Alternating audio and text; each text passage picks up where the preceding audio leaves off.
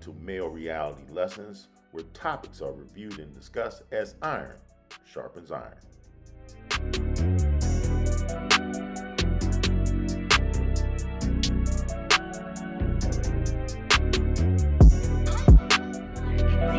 Greetings. On this episode of Male Reality Lessons, we're exploring the reasons why men in today's modern climate are walking away.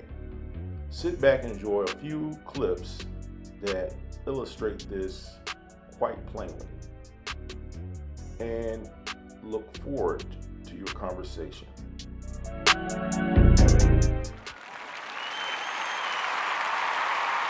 Hits just keep on coming. Because a few years ago, you lovely ladies were complaining about men approaching you. And now you're asking why men aren't in these spaces to approach you. That is weird. Y'all remember that article they had out? Catcalling, remember that was a problem? Back around 2013, 2014, that was about to outlaw it. Now you can't get a motherfucker to talk to you. They ain't gonna even be where you at.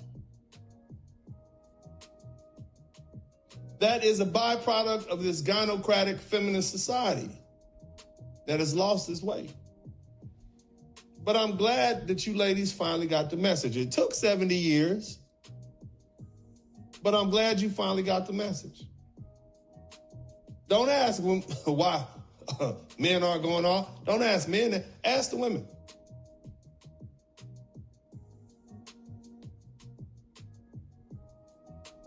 It was you same women who made yourselves unapproachable to talk to during that Me Too era. Somebody type Me Too in the chat room. 2014, 2015, 2016, 2017. You had men afraid to approach you at the job because they're afraid they might catch a charge or lose their employment or get convicted of allegedly groping some broad. So men have learned to distance themselves from you. I promise you, it's a lot of dudes out there that won't even speak to you in public. When I was young, a black man walked by a black woman, he said, "Hey, sister, how you doing?" Check her, hey. They don't even speak to your ass no more. The end of Brian Banks' ordeal was marked by tears after a judge threw out the rape charge that had sent him to prison for more than 5 years. My only dream in the world was to just be free and to have the same opportunity as everybody here. He was a 16-year-old star linebacker with a full-ride scholarship to USC and had dreamed to play in the NFL when in 2002, a classmate accused Banks of raping her in the stairwell of their Long Beach high school.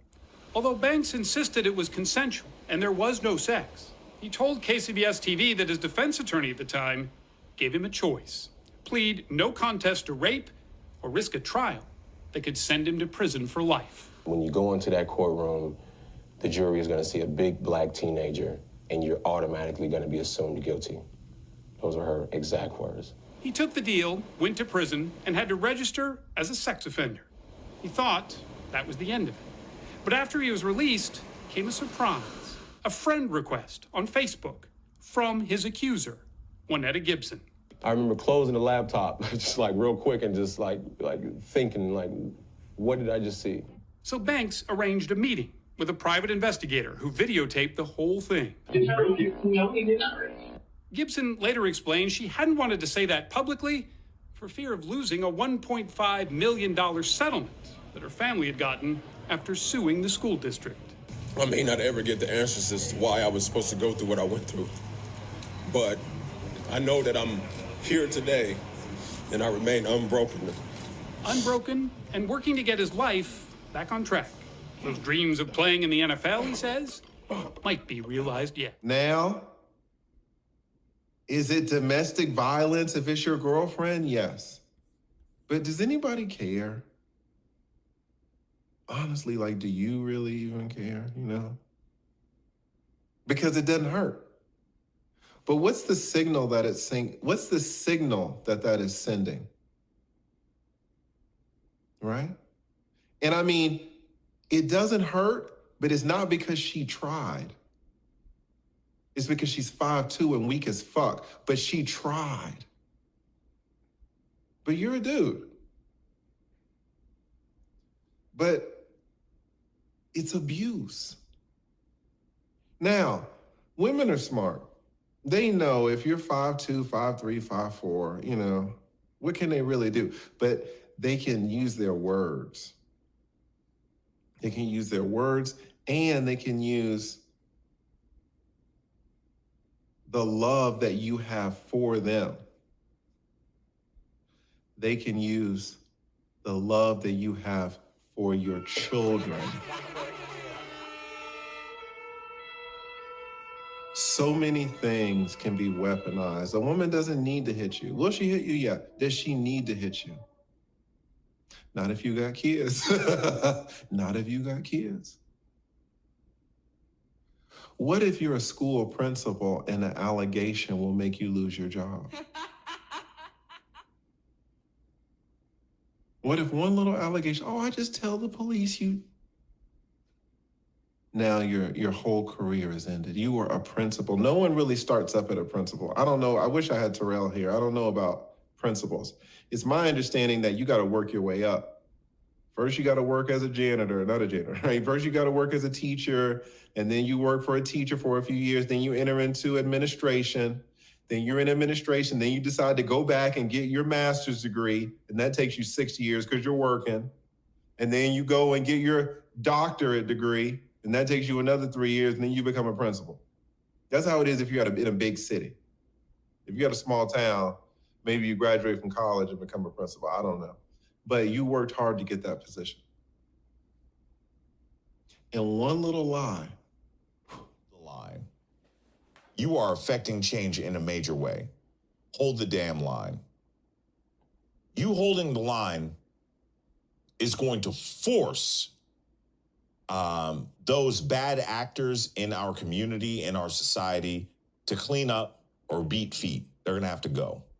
Ronan Man made a fantastic point that these women are doing things at the detriment of the next generation behind them. Here's my biggest fear as a man that has daughters, especially when it comes to these false bopping allegations.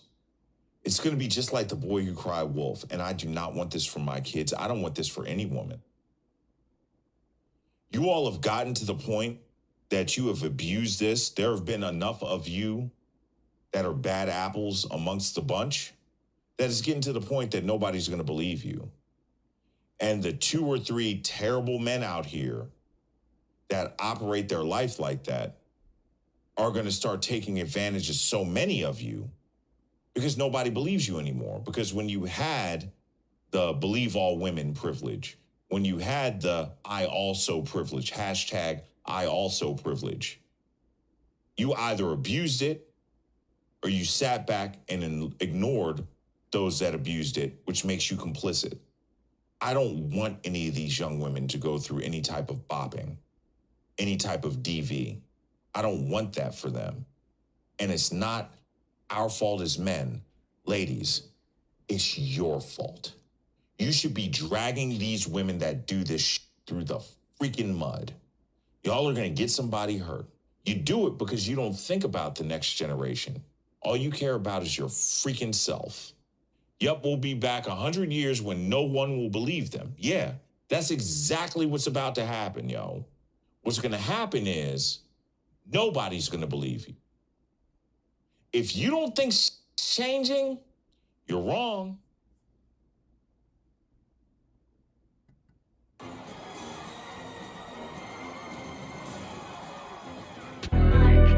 Greetings, and let me first acknowledge the input for this video from some of the YouTube frontrunners, that being the lead attorney, the good barrister Dennis Sperling, and El Guapo himself.